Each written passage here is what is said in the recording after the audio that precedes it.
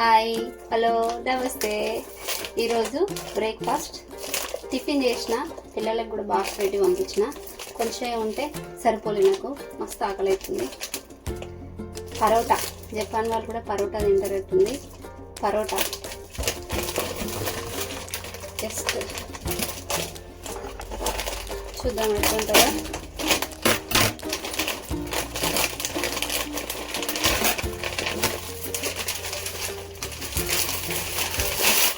మన ఇండియా పరోటా లాగానే ఉంటుందా, ఎలా ఉంటుందో చూద్దాం.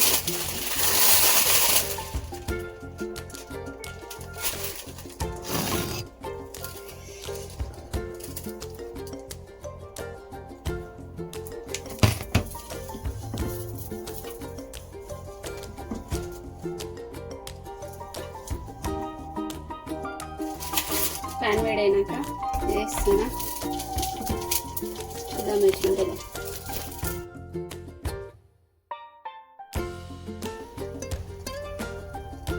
ఈరోజు స్కూల్కి వెళ్ళాలి. ఇండియాకి వస్తామా, ఇక్కడే ఉంటామా అని కొంతమంది అడుగుతున్నారు కదా. ఈ వీడియోలో చెప్తా, వస్తున్నామా ఇక్కడనే ఉంటున్నామా అని చెప్పేసి. స్కూల్ వాళ్ళు అడ్మిషన్ కన్ఫర్మేషన్ కోసం, మేము ఇంకా కన్ఫర్మ్ చేయలేదన్నమాట. ఇక్కడ ఆన్లైన్ స్కూల్ ఒకటి ఉండే, దానికి మన ఇండియా స్కూలు అడ్మిషన్ తీసుకున్నాం. దానికి 2 పిల్లలకి అడ్మిషన్స్ తీసుకున్నాము.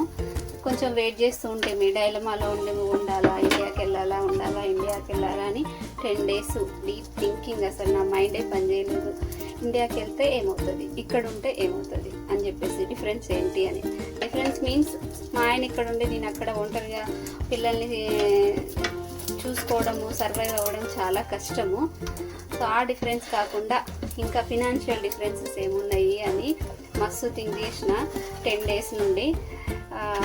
ఇప్పుడు ఇండియాకి వెళ్ళింది అనుకో, కారు, బైకు, అన్ని కొత్త ఐటమ్స్ కొన్నాం. మేము యూఎస్ నుండి రాగానే 3 years బ్యాక్ యూఎస్ నుండి వచ్చినాం అనమాట.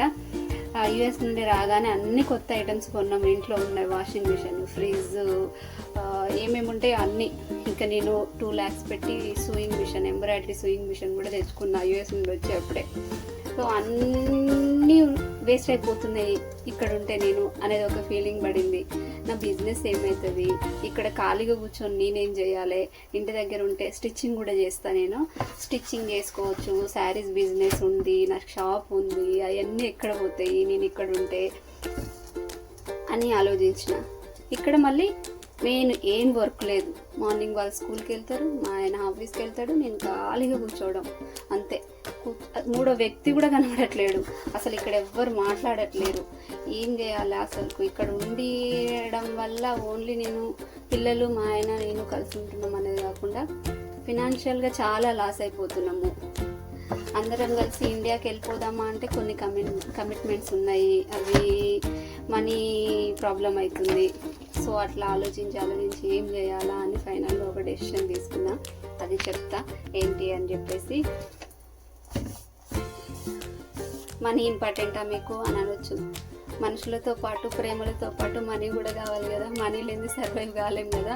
కలిసి ఉందాము, ఇంట్లోనే కూర్చుందామంటే చేసిన అప్పులు, లోన్స్ అవన్నీ తీర్చాలంటే డబ్బులు రావాలి కదా. అప్పులు ఎందుకు చేయాలి, జలసాలకు పోయి అని అనుకోకండి. జలసాల కోసం కాదు, ఫ్యూచర్ ప్లాన్స్ కోసము. ఓకే, మనీ కొంచెం మనీ ఉంటే అది సరిపోక అప్పు తీసుకోవాల్సి వచ్చింది, లోన్స్ తీసుకోవాల్సి వచ్చింది, అలా అనమాట. అవి తీరాలి అంటే కొంచెం మనీ ఇక్కడ ఉండి కష్టపడాలి. అలా అని చెప్పి మా వారు ఇక్కడ జపాన్లో జాబ్ చేస్తున్నారు. వస్తున్నారా అక్క, రావట్లేదా అక్క అని చాలామంది మెసేజెస్ పెడుతుండే. వాళ్ళకి రిప్లై ఇవ్వలేదు నేను, ఎందుకంటే నాకే తెలియలేదు.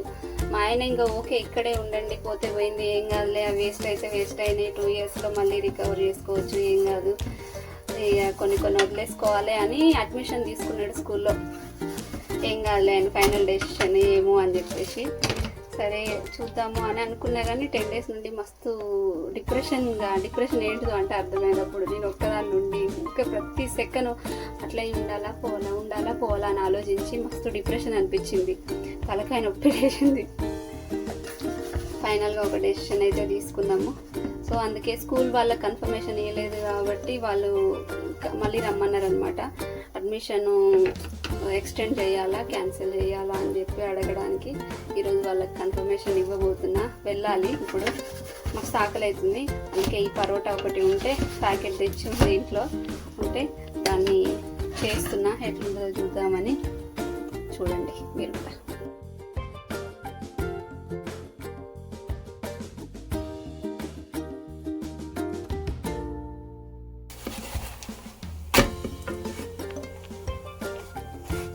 స్మెల్ అయితే మస్తు వస్తుంది. పరోటా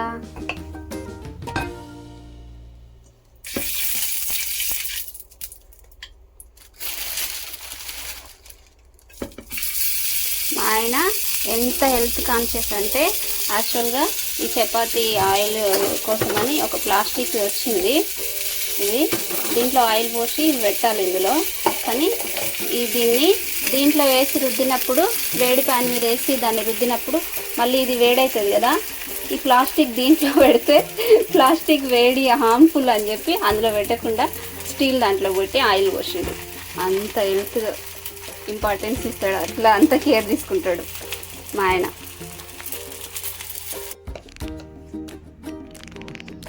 పరోటా ఎగ్స్ చూద్దాం ఎంత స్మూత్ ఉందో.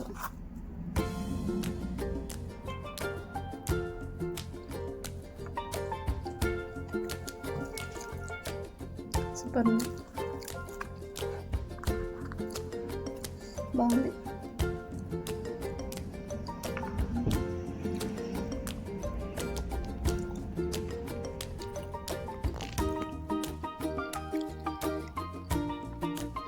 ఖాళీగా కూర్చొని ఉండాలంటే మస్తు కష్టం అనిపిస్తుంది. ఈ ఫోన్ ఒక చూసి నాకే విరక్తి వస్తుంది. అబ్బాయి ఏం ఫోన్ రా నాయన, కానీ ఏం పని లేదు, ఏం చేయాలి? కనీసం ఒక ఇల్లు ఉడుచుడు తుడుచుడు కూడా లేదు. రోజు అంట్లు దోముడు ఏమున్నాయి, 4-5 గిన్నెలు అన్నీ ఉంటాయి ఇండియాలో ఉన్నట్టు. బట్టలు వాషింగ్ మిషన్ తీసుడు, అయ్యే ఆరుతున్నాయి, తీసుకొచ్చుడు మడత పెట్టుడు, అంతే. ఇక అంతా కలిపి చేస్తే ఒక అర్ధగంట పని కూడా ఉండట్లేదు రోజు మొత్తంలో. మస్తు బద్ధకం అవుతుంది, మస్తు కష్టం అనిపిస్తుంది. ఇండియాలో ఉంటే పొద్దుగాల లేచుడు, వంట చేసుడు, టిఫిన్ చేసుడు, పిల్లల్ని లేపుడు, వాళ్ళని రెడీ చేసుడు, బాక్సులు పెట్టుడు, తోలొచ్చుడు, ఇంటికొచ్చి ఇల్లు ఊడ్చుడు, అంటు దోముడు, అన్నీ వాళ్ళు పడేసిన సామాన్లు ఏడున్నాయి ఆడ సర్దడానికే 1 గంట పడుతుంది. అమ్మ ఇంత టైం అన్న దొరికితే బాగుండరా అనిపిస్తుంది ఇండియాలో ఉంటే.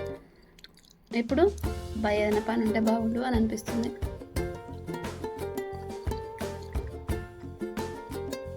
కష్టమే, ఎట్లుంటారో ఏమో.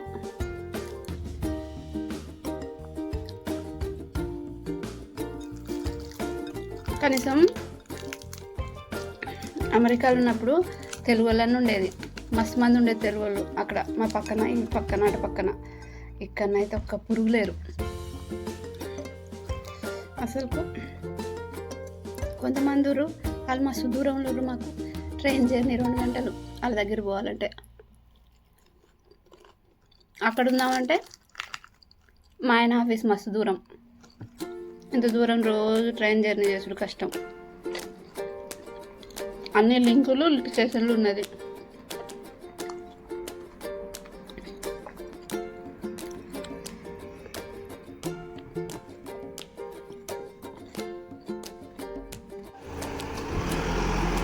స్కూల్ దగ్గరికి వెళ్తున్నా. మస్తు వర్షం వస్తుంది.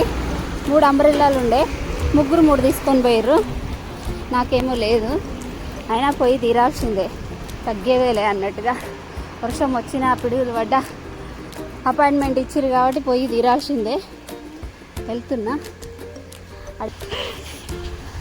అపాయింట్మెంట్ ఇచ్చిండ్రు అంటే పోయి తీరాల్సిందే. మా ఇప్పటికి 3 సార్లు ఫోన్ చేసిండు, పోతున్నావా పోలేదా, పోయినావా పోలేదా అని. 2 o'clock అపాయింట్మెంట్ ఇచ్చారు. 1:45 అవుతుంది. వెళ్తున్నా. ఇంకా మళ్ళీ పెద్దగా అవుతుందేమోనని 10 నిమిషాల ముందే పోతున్నా.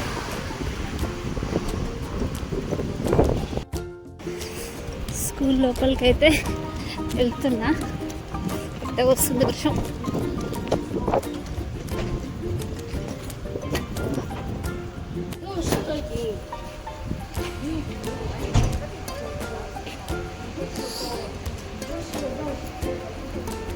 ఏం మాట్లాడాలో. అంతేనా? చూడండి హ్యాంగర్స్కి ఎట్లా పెట్టారు రెయిన్ కోట్స్. మళ్ళీ సేమ్ ఇప్పాలి షూస్, ఇక్కడ పెట్టాలి, వీళ్ళ షూస్ వేసుకోవాలి, పోవాలి. ఈ షూస్ తోటి అయితే నడవడమే రాదు. మాట్లాడేసాను, లోపల వీడియో తీయాలంటే ఏమో కొంచెం ఇబ్బందిగా అనిపించింది, అందుకే వీడియో తీయలేదు. ఒకసారి తీస్తే ఏమనుకుంటారో అని ఫైనల్గా క్యాన్సిల్ చేసేసి వస్తున్నాము. అడ్మిషన్ ఇండియాకి వచ్చేస్తున్నాము.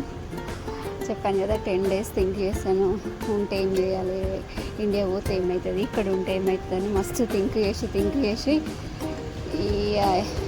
ఇక్కడ ఉంటే చెప్పాలి అంటే కొన్ని లక్షల వరకు వేస్ట్ అయిపోతున్నాయి మినిమం.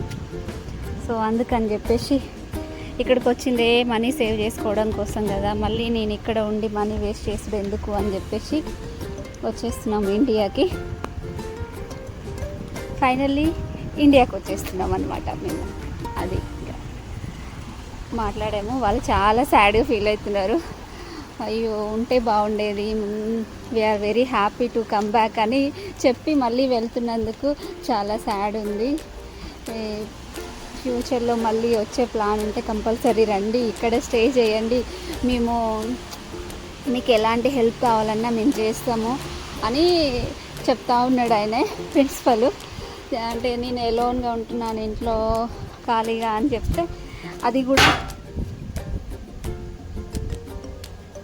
గట్టి చేసిన డోర్ గేట్, అది కూడా మీకు ఎలాంటి హెల్ప్ కావాలన్నా చేస్తాము, జాబ్ గురించి అయినా కూడా ఏది హెల్ప్ కావాలన్నా చేస్తాము అని ఫుల్ ఎంకరేజ్ చేస్తున్నారు. చాలా హెల్పింగ్గా మాట్లాడుతున్నారు. సో చూడాలి, ఒకవేళ ఇండియా వెళ్ళి అన్నీ సెట్ చేసేసుకొని ఇల్లు అంతా సర్ది సామాన్లన్నీ సర్ది నెక్స్ట్ ఇయర్ వరకు మళ్ళీ ఇండియా నుండి జపాన్ వచ్చి లాంగ్ టర్మ్ ప్రాజెక్ట్ ఉంటే మళ్ళీ జపాన్ వచ్చి ఇక్కడే స్టే చేస్తామా అనేది థింక్ చేయాలి. ఇంకా ఇండియాకి వెళ్ళినాక ఈ ఇయర్ ఎడ్యుకేషన్ మాత్రం ఇండియాలోనే పిల్లలది. ఆల్రెడీ స్కూల్ స్టార్ట్ అయ్యి కూడా 15 days అయిపోయింది. ఇండియా నెక్స్ట్ మంత్ వస్తున్నాం. ఇప్పటికైతే ఇంతే ముచ్చట్లుగా.